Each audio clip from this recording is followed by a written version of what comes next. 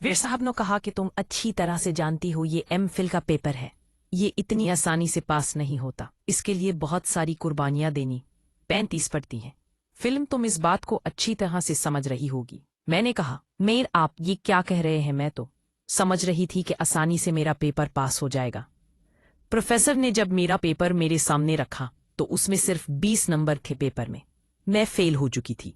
मैंने कहा, सर ये तो बहुत ही ज्यादा बुरी बात है, आप मुझे पास तो कर ही सकते हैं। जिस पर सर ने कहा कि ऐसा नहीं हो सकता। प्रोफेसर अशरफ साहब ने मुझे कहा कि तुम्हें इसके लिए मेरे पास आना पड़ेगा, मेरी बात माननी पड़ेगी, तुम्हें थोड़ा बहुत मुझे खेलने देना चाहिए। इसके बाद मैं तुम्हारे इस पेपर में अच्छे नंबर लगा सकता हूं। मैं बहुत ही ज्यादा हैरान भी था। मैंने सर के बारे में पहले भी सुन रखा था। मेरी दोस्त ने मुझे बताया था कि सर ऐसे ही पेपर में पास नहीं करते।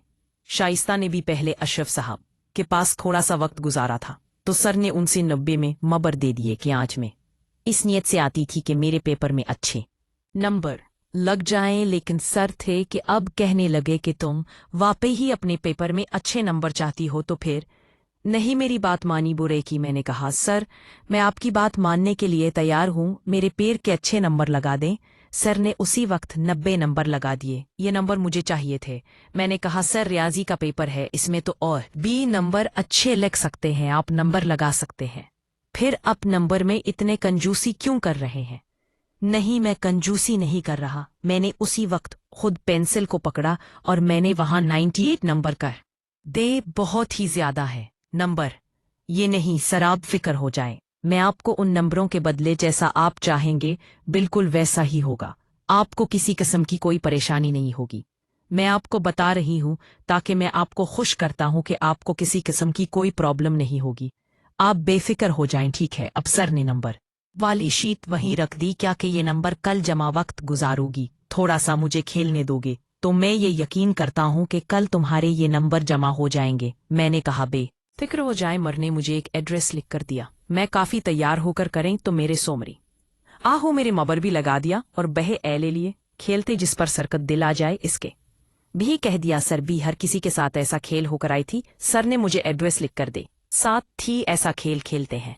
उस लिए जैसे मैं तैयार होकर आई थी, मैं तो सर के लिए ही तैयार दिया था। सर ने कहा कि तुम बख्शे पर बैठकर इस जगह पर पेट जाना। मैं है चाहता कि अब इस बारे में किसी किस्म की मजीद ऐसी कोई भी बात हो। सर ने कहा कि जरूरत तुम्हें परेशान होने नहीं, क्योंकि मेरा पहला तजर्बा था। इससे पहले मैंने कभी भी ऐसा कोई खेल नहीं खेला था।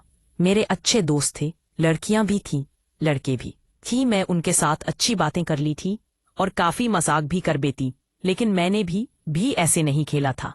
इसलिए मैं थोड़ा सा डर जरूर रही थी। लेकिन सर ने कहा कि कहीं परेशान होने की जरूरत नहीं। मैंने कहा कि ठीक है सर, आप बेफिक्र हो जाएं, मैं आपकी बताई हुई जगह पर पहुंच जाऊंगी। मैं अफसर की बात मानकर मैंने जैसे ही यूनिवर्सिटी से बाहर निकली तो मैंने एक रक्षा लेकर सर के बताए हुए एड्रेस पर पहुंच चुकी थी। सर यहां अकेले रहते थे। ये सर का अपना घर था। मर के बच्चे जो कि दूसरे घर में रहते थे, यहाँ वो अक्सर दोस्तों के साथ टाइम गुजारते थे। मुझे भाई वहां शाइस्ता ने सब कुछ पहले बता दिया था कि सर अकेले होते हैं, इसलिए मैं वहां पहुंच चुकी थी। सर काफी अच्छे मूड में थे। सर ने मेरे एक जूस का गिलास रखा। ये लो, तुम्हें शायद इसकी जरूरत है। मैंने कहा, हाँ काफी गर्मी थी, मुझे शायद वाकई प्यास लगी थी, इसलिए तौर पर तैयार हो। हाँ मैंने कहा, सर मैं भी अब मैंने जो इसका गिलास उठाया। नीलम क्या तुम ज़हनी सोच रही थी कि बस जल्दी में अपना काम ख़त्म करूं और यहाँ से चली जाऊं, क्योंकि मेरे मेंबर तो मरने लगा दिए थे। लेकिन मुझे इस बात का भी डर था कि सर की बात तो मान चुकी हूं, अब जो भी हो जाए सर जैसा कहेंगे मैं अब बेसा करने के लिए तैयार थी। सर को कहा कि मुझे अब ज़्यादा परेशानी तो नहीं उठानी पड़ेगी, तुम पे फिक्र हो जाओ। फिल्म तुम तो ऐसे बात कर रही हो जैसे तुम इस बारे में कुछ नहीं जाती हैं, पता ही है। थोड़ा बहुत तो इसमें परेशान होना पड़ता है, लेकिन तो ये खेल इतना इंसान नहीं। सर ने मुझे कहा कि ठीक है। मर ने एक पोजीशन बताई। मैं वो पोजीशन बना चुकी थी। मैं अब बस जाती थी कि सर अच्छा खेल लें। सर ने कोशिश करनी शुरू की। मुझे काफी परेशानी हो रही थी से जिसे की कोशिश कर रहे थे। मुझे सिखा रहे थे। मुझे भी काफी अच्छा लग रहा था। आखिरकार सर अपनी मंजिल को हासिल कर चुके थे। साहब ने जो सोचा था वो मुकम्मल हो चुका था। सर अब नहीं वादियों में गुम थे। मुझे एक भी काफी परेशानी हो रही थी, लेकिन मैंने आज तक नहीं की। मैं नहीं चाहती थी कि हर ऐसी वैसी कोई बात करे। मैं अब अपनी बारी का इंतजार कर रहीगी। मैं जानी थी कि सर अच्छी तरह से खेलने। मेरे चेहरे पर आंसू थे, क्योंकि मुझसे ये खेलना बहुत ही ज्यादा मुश्किल था। मैंने कभी भी ये खेल नहीं खेला था, लेकिन थोड़ी देर के बाद मैं बिल्कुल खेलिए के काबिल हो गई। अब सर जैसे खेल रहे थे मैं उनका साथ भी दे रही थी। मैंने सर को से भी बात से मना नहीं किया करने। सर मुझे एक और पोजीशन बनाने को कहा, मैंने सर की वो भी बात मान ली, क्योंकि सर अच्छा खेलेंगे तब ही तो मेरी बात पूरी होगी। क्योंकि मैं जैसा चाहती थी वो तो हो चुका था। कुछ देर के बाद सर थक चुके थे। मर ने कहा कि क्या दोबारा खेल सकता हूँ? मैंने कहा सर आज जरूरी है क्या कि अब मैं फिर है उसी पर तुम और मेरी बात ना मानोगी तो फिर क्या होगा? तुम्हें पता है कि अगले सेमेस्टर के नंबर भी लगाने हैं।